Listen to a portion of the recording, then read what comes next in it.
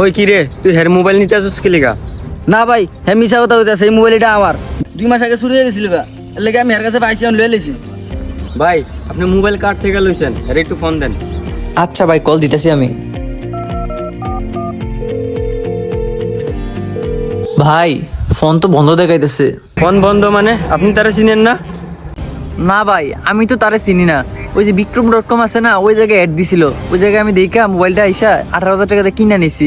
আচ্ছা, আপনি যে মোবাইলটা কিনছেন, মোবাইলের কাগজপত্র বা ডকুমেন্ট কই?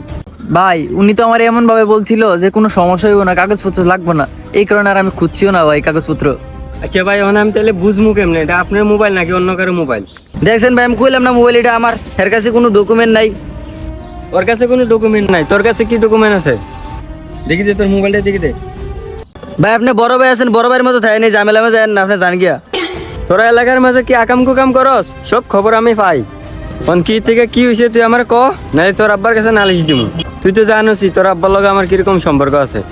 ভাই আব্বার কাছে কইেন না ভাই, আমি আপনার কইতাছি কাহিনীটা।